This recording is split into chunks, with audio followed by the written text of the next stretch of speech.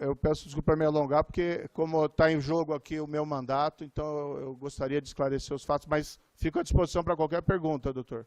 Então, doutor, o que eu fiquei mais aqui, sinceramente, abalado com as alegações das iniciais e depois o que veio, e até foi divulgado na imprensa, são essas afirmações de gastos com segurança. Eu fui juiz da Lava Jato, a gente combateu a corrupção, vim para uma eleição polarizada. No passado nós tivemos um candidato à presidência que foi esfaqueado. Quando eu vim para essa pré-candidatura presidencial, eu coloquei como condição, eu preciso andar com segurança e preciso ter um carro blindado. Eu, sinceramente, me senti profundamente ofendido com esse tipo de alegação das partes, porque coloca, em última análise, é como se colocasse a minha família em risco e dizer, não, você não precisa de segurança, se você usar segurança, você vai ser punido por isso. Certo. Então, deixa eu lhe falar uma coisa, doutor. Eu espero que essa nação nunca abdique de acreditar na justiça. Agora, eu queria lhe avisar uma coisa. Esses mesmos que me atacam hoje, se tiverem sinais de que eu serei absolvido, prepare-se, porque os ataques ao senhor vai ser muito mais forte do que eles fazem até ministro da Suprema Corte, que não pensa como pensa a imprensa brasileira hoje. E o doutor Sérgio Moro, muito embora tenha nos decepcionado, por não ter respondido, ser recusado a responder os questionamentos que nós tínhamos, nós tínhamos preparado mais de 200 perguntas para ser feitas a ele em relação a esse processo.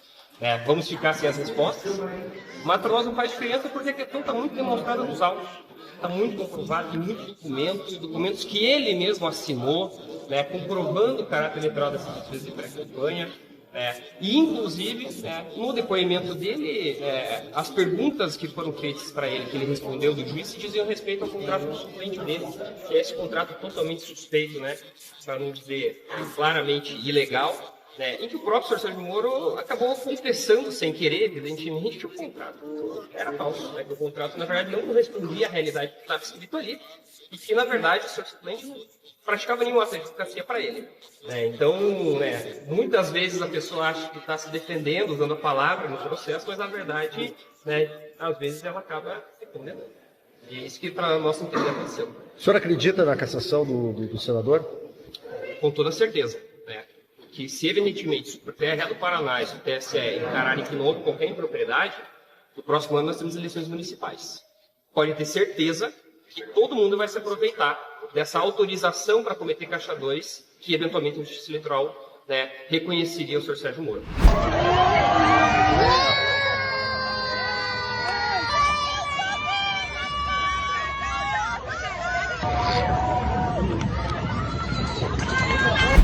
O pretexto de me envolver com a Petrobras era porque havia uma necessidade de me trazer para Curitiba, para a Lava Jato. Correto? Por quê? Porque era o seguinte, que é o coração da Lava Jato. Sabe? Eu não poderia ter caído na mão do Moro, porque quem fez o pacto com a imprensa... O Kennedy, é importante lembrar que o Moro visitou a redação de todos os jornais, de todas as revistas e de todo o canal de televisão. O Moro não precisava ser juiz. Se ele fosse repórter, já valia a condenação, porque a imprensa recebia as acusações antes dos advogados. Hoje, no Brasil, você é condenado pela manchete do jornal. Você não é condenado pelo processo. Eu duvido que você encontre na sentença do Moro uma afirmação de que tem dinheiro da Petrobras. Eu duvido que você encontre uma afirmação de que o apartamento é meu. Por que você acha que eu fico bravo? É porque eu não vou morrer antes de provar que o Moro é mentiroso. Não vou morrer antes de provar que o Dallagnol é mentiroso. Não vou morrer antes de provar que o inquérito contra mim é mentiroso, que a juíza que deu a sentença mentiu a meu respeito, que o TRF4 mentiu a meu respeito. Por que você acha que eu estou aqui? Por que você acha que eu não troco a minha dignidade pela minha liberdade? Porque de vez em quando a pessoa fala, mas agora eu fui julgado lá, você já tem a tal da detração, você já pode sair. Obviamente que quando meus advogados dizem, Lula, você pode sair, eu vou sair. Só sairei daqui. Se qualquer coisa que tiver que tomar decisão, não impedir. Olha, não falta contexto para isso, Clarice. Quando a gente vê, aliás, também outro parlamentar do Paraná, que foi aí agraciado com uma decisão da Justiça Eleitoral muito controversa, a cassação de mandato, né? O parlamentar mais votado do Estado do Paraná, o ex-procurador Deltan Dallagnol. Existe esse contexto. A gente teve aquela famigerada entrevista de Lula da Silva, se não me engano, algum desses órgãos militantes da imprensa, aspas, de vez em quando ia um procurador para visitar, ver se estava tudo bem. E perguntavam, está tudo bem? E eu respondia, não está tudo bem. Só vai estar bem quando eu ferrar com esse Moro. Eu estou aqui para me vingar dessa gente. Então, assim, esse é o espírito, né, do amor venceu, esse tipo de coisa, aplicado aí à praxis política. Então, por que isso é relevante? Porque você tem aí comentários de natureza vingativa, né, que não refletem aí a melhor política, muito menos uma atitude de tolerância, de respeito à divergência, vindo do presidente da República. O presidente da República que indica, né, tivemos aí indicações ao Supremo Tribunal Federal. O Supremo Tribunal Federal, que por sua vez ajuda na composição de tribunais de natureza eleitoral e por aí vai. Então, a argumentação de que se trata de perseguição política, que costuma ser aí o primeiro refúgio, né, de qualquer parlamentar que esteja aí complicado, né, com os tribunais e tal, nesse caso parece ter aí contornos de verdade. Eu acredito que nós vivemos num país que tem a separação de poderes, não é? Que é um princípio consagrado desde a visão de Montesquieu no século XVIII, ou seja, o executivo é o executivo, o legislativo é o legislativo, o judiciário é o judiciário. O judiciário é um poder independente. O presidente da República não manda no poder judiciário.